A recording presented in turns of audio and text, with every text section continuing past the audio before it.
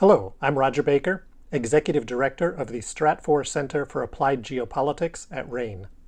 This podcast is brought to you by RANE Worldview, the premier digital publication for objective geopolitical intelligence and analysis.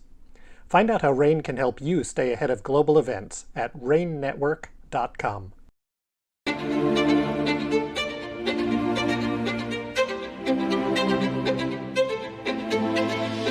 This is the Essential Geopolitics podcast from RANE.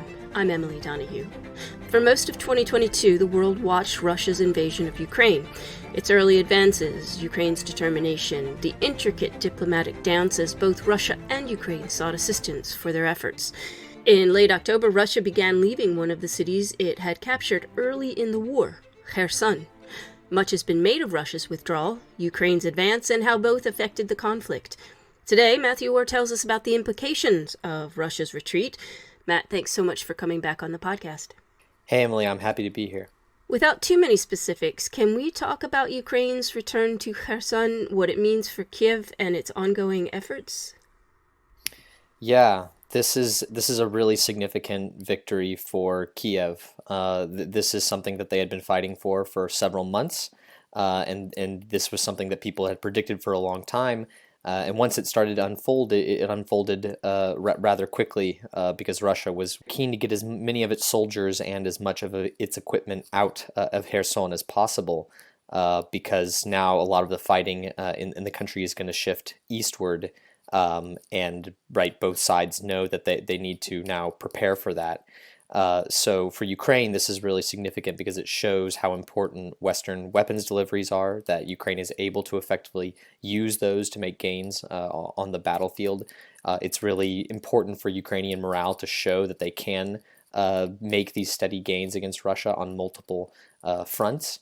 And it's really important because now Ukraine has a chance to shift the battlefield much eastward and actually begin to attempt offensives against the areas that Russia really feels like it needs to justify its entire invasion of Ukraine. Russia doesn't really have any more territory that can give up following its invasion that would not kind of undermine the entire logic and purpose for the invasion and allow the Kremlin to justify the whole thing to the Russian people. So now for the Ukrainians, they have a very large task ahead of them of trying to make additional gains, particularly in this environment where the West is saying that, hey, that's not possible.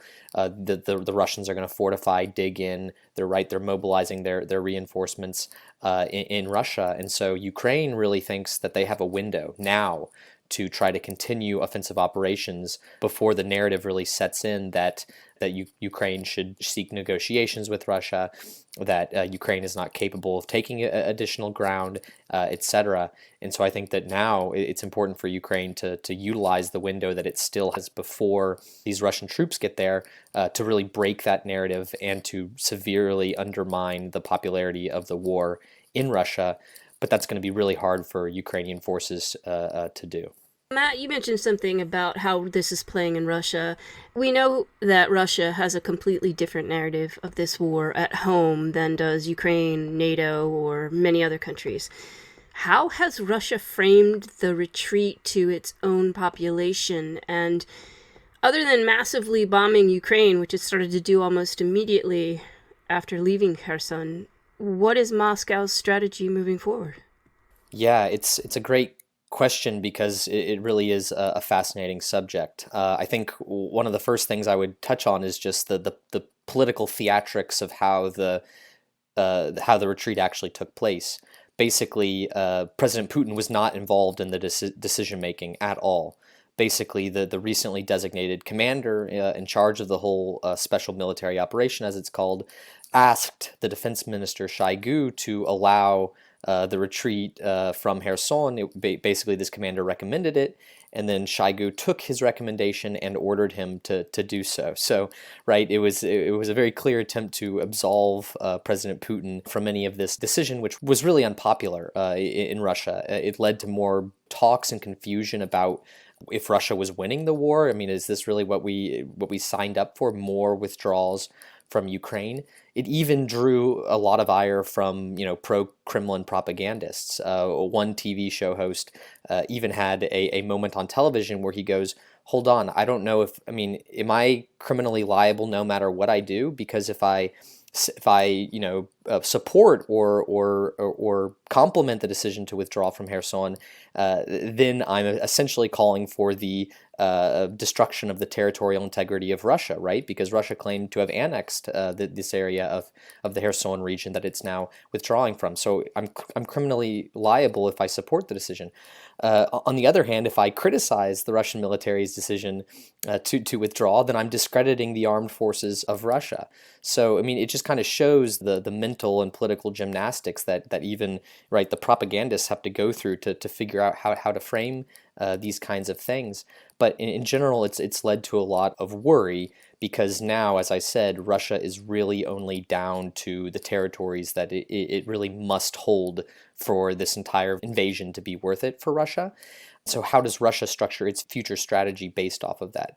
Basically, it wants to try to make things as low cost for Russia as possible, play defense, and allow the Ukrainians to exhaust themselves, making preemptive offensive attempts and things like that, while Russia continues its long-standing campaign to degrade Ukraine's civilian infrastructure, right? We just saw the most recent example of that just days ago with this mass rocket attack on Ukraine that damaged more critical infrastructure in Ukraine, led to widespread electricity outages.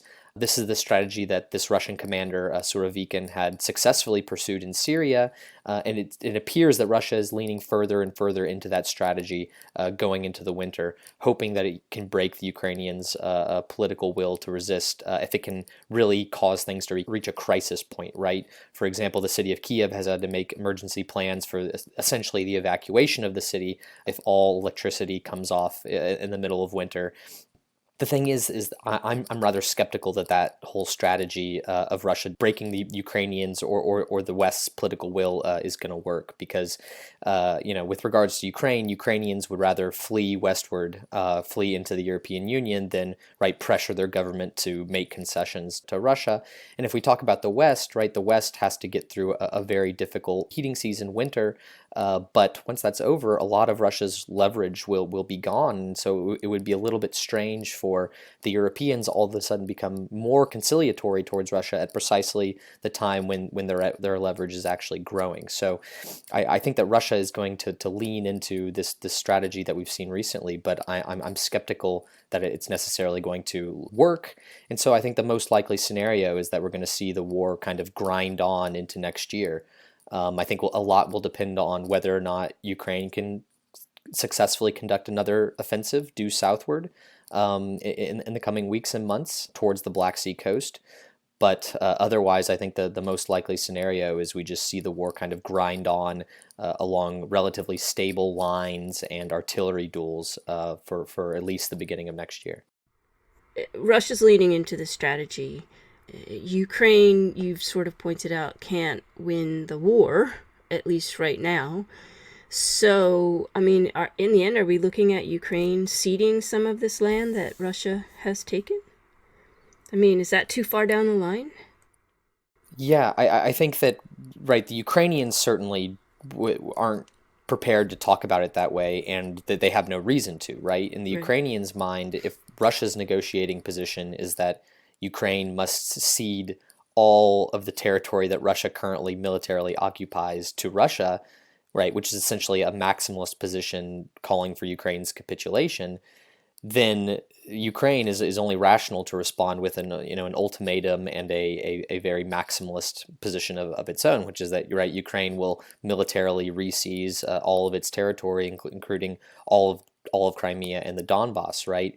Unless, of course, Russia is willing to return to the negotiating table and give up other pieces of Ukraine. But the Russians have shown no willingness to give up the pieces of Ukraine that they occupy in any negotiation. So, right, the Ukrainian strategy is going to be to hold what they can and weaken Russia militarily until Russia changes its negotiating position. And if Russia doesn't, then the Ukrainians are going to dig in, and this is going to be a long time frozen conflict, and the Ukrainians are going to hope for political change in Russia, right? That's what Zelensky's recent statement, a couple months ago about how, right, Ukraine will negotiate with another Russian president is alluding to this idea that the Ukrainians are skeptical that Russia's political system will be able to withstand the likely chaotic nature of Putin's eventual succession process. And right, they're going to put their eggs in the basket of that process going poorly, or combined with long-term sanction pressure on Russia, that Russia will eventually, right, withdraw from Ukraine, just like the Soviet Union, I should say, had to withdraw from Afghanistan, just like, right, other great powers, the United States, have had to withdraw from wars. So, I mean, they continue to think that Russia withdrawing from their country is possible, albeit unlikely, but possible, either in the short term or in the very long term. Matthew Orr is a Eurasian analyst with RANE, the Risk Assistance Network and Exchange. Thank you so much, Matthew. Thank you so much for having me. Matthew Orr's analyses appear in RANE Worldview, the risk intelligence app for professionals, and in our consumer publication, which offers objective geopolitical analysis and intelligence covering the global landscape. You can find out more about RANE Worldview and RANE's risk assistance at ranenetwork.com. That's RANE network.com. I'm Emily Donahue. Thanks for listening.